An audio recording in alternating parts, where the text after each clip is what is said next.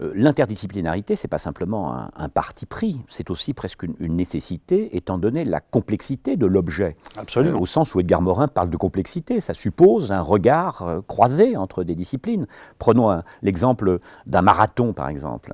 Un marathon, c'est certes une expérience, une épreuve sportive, mais qui mobilise pour l'étudier des approches extrêmement diverses, sociologiques, psychologiques, historiques, économiques. Oui. Mais tout à fait d'accord avec cette remarque. D'aucuns ont dit que le sport était un fait social global et donc à la manière de Mauss. Toutes les sciences sociales devraient être concernées ou devraient en faire un objet. Donc l'idée d'un objet très vaste et qui devrait favoriser la coopération entre les disciplines est tout à fait juste. Elle est tout à fait juste, mais depuis le milieu des années 90, elle est assez largement récusée par les économistes, justement, parce que la fin de mon histoire de tout à l'heure, c'est que dans les années 90, il s'est passé 2-3 choses importantes qui ont rendu l'argent beaucoup plus influent sur le sport qu'avant. Alors j'ai juste cité l'arrêt Bosman, mais il y a des tas d'autres choses qui se sont passées dans les années 90, qui ont conduit à un intérêt accru des économistes pour le sport, y compris d'ailleurs parce qu'il y avait de plus en plus de budget pour confier à des économistes des études sur le sport. Donc si vous donnez à un économiste... vous lui promettez une bourse pour faire un peu de recherche, il y va. Hein. Vous avez un marathon nagé là qui est spectaculaire. Ça c'est le fait global.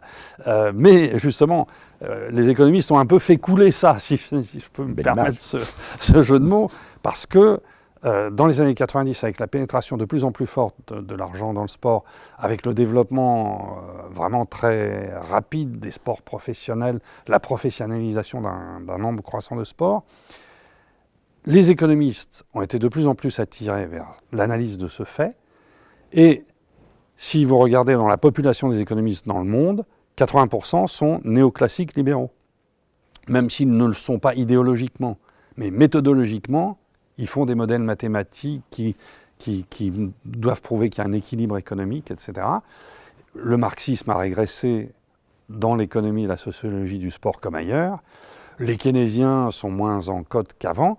Et donc, à partir du milieu des années 90, peu à peu, s'est instauré un dialogue qui n'existait quasiment pas entre ce que je vais appeler les socio-économistes à l'européenne et les économistes du sport plutôt orthodoxes ou mainstream anglo-américains.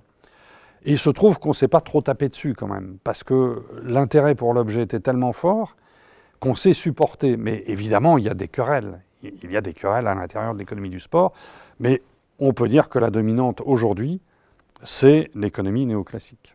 Donc l'économie, nous avons comme le font 80% des économistes dans le monde. C'est ça. Et l'économie, bon, nous comprenons qu'avec sa mathématisation, entre guillemets, avec le développement de l'économétrie... Qui l'autarcise. Qui l'autarcise un peu parce que, d'abord, elle devient un peu autiste.